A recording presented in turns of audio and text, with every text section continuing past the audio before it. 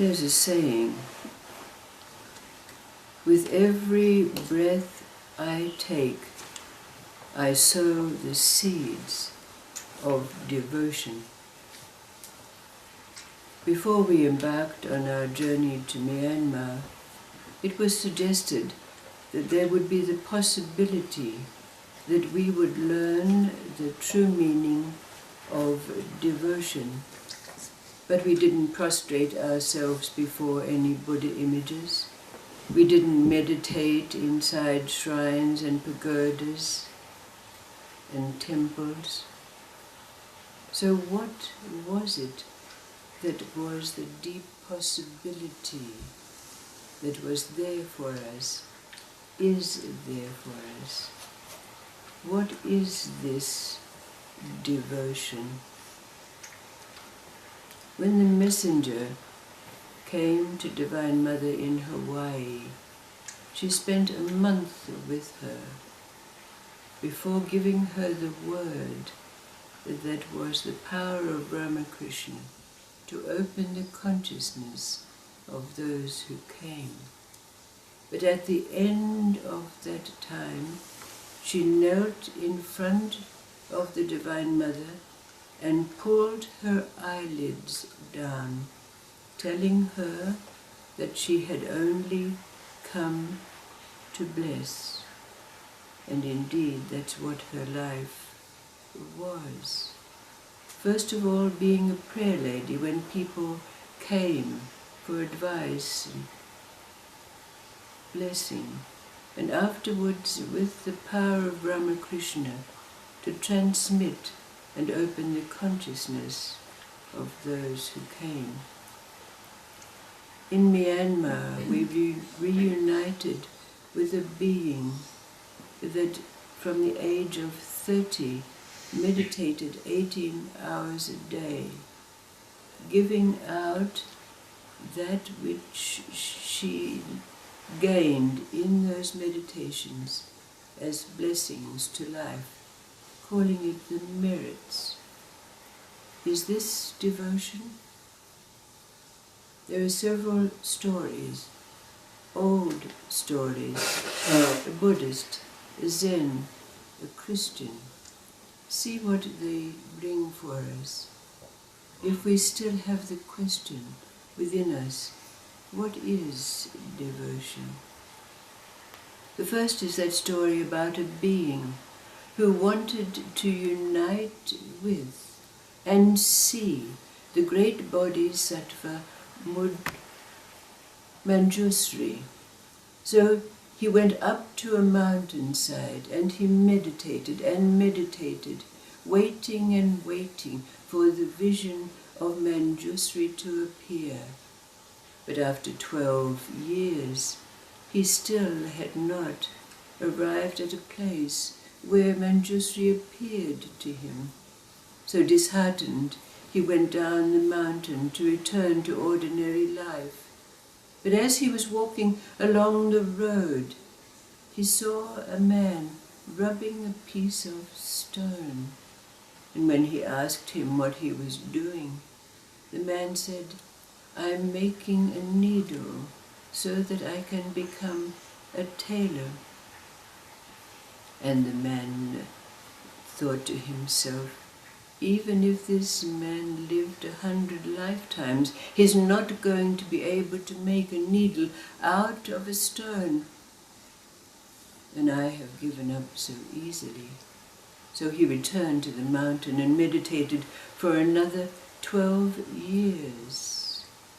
And after that time, again disheartened, he was about to return to ordinary life when he saw a man shoveling beneath a mountain. And when he asked the man said, "I'm removing this mountain because it's blocking the way to my house."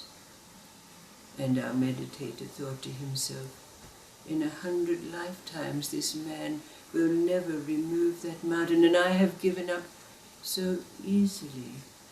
So he returned to the mountain to meditate for another 12 years.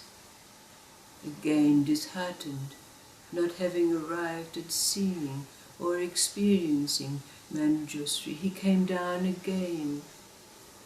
But as he was walking into town, on the side of the road, there was a dog, its rear quarters being eaten away by maggots, but still barking at all the passers-by, all the travellers who passed. And a great wave of compassion rolled over the seeker, and he had to kneel down beside that dog to alleviate its suffering. Without hurting the dog, the only way to do so was to remove the maggots with his tongue. But the sight was so abhorrent to him that as he leant down, he closed his eyes. But instead of his tongue meeting the feeling of those maggots, suddenly he felt and saw a great effulgence, a great light.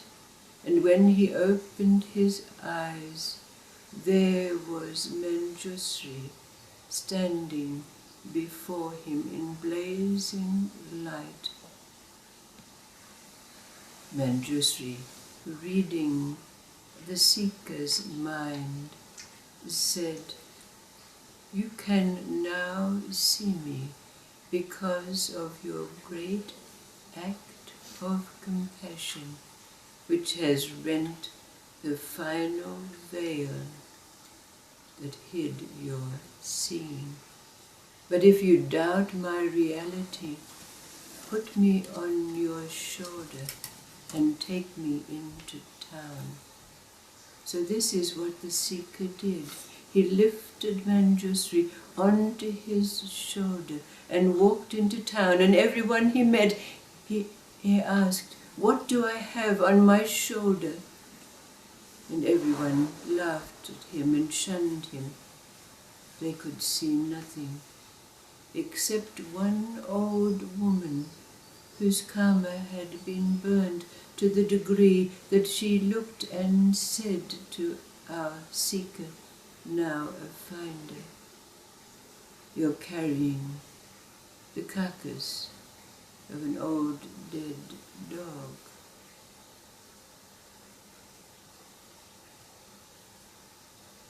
The second story, the Zen story, is about an old woman who met a monk, a wandering monk, and she could see his devotion to his calling. So she travelled with him, and every time he sat down to meditate, she would make a little canopy for him. She cooked fish for him and vegetables. She washed his robes. But after some years, she wanted to test him, test his devotion.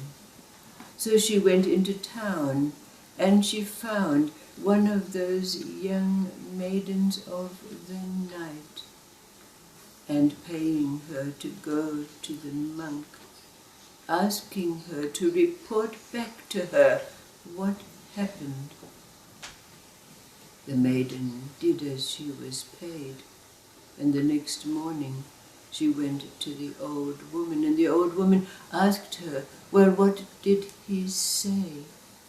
And the young maiden reported back that she had made advances to the monk, but all that the monk said to her was, "An old tree grows on a cold stone. Nowhere is there any warmth." The old woman was angry. This was not devotion.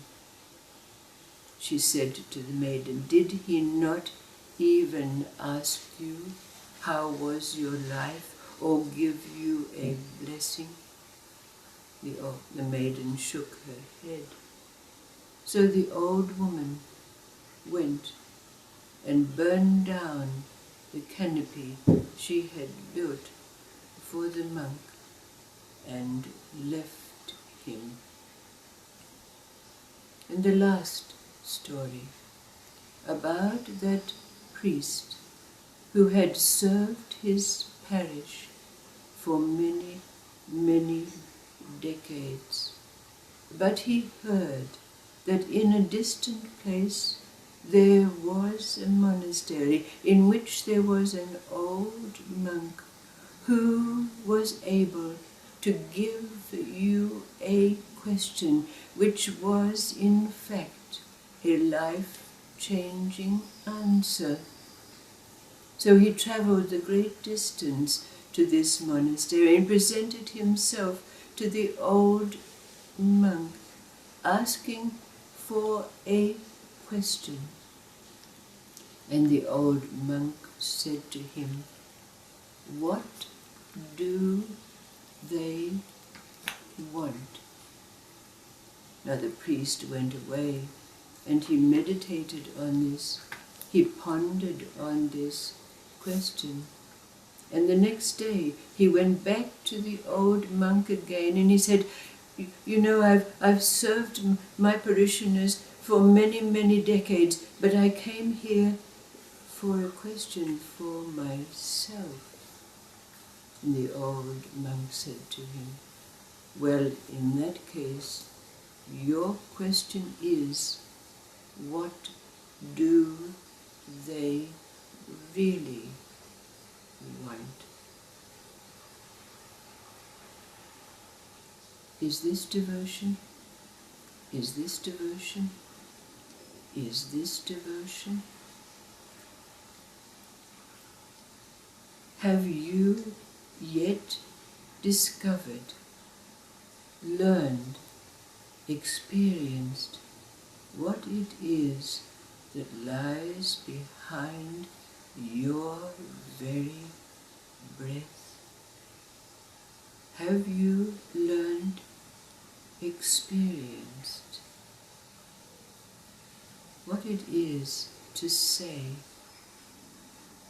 with every breath, I sow the seeds of devotion?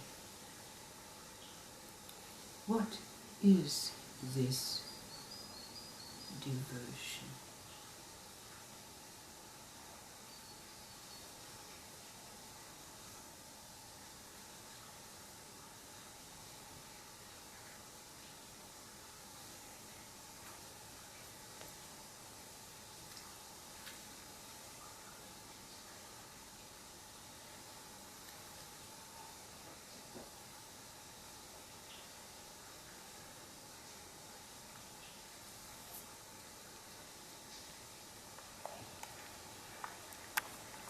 With every breath,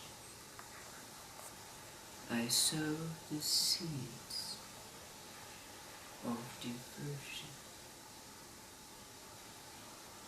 What is behind every breath you take that make the seeds called devotion?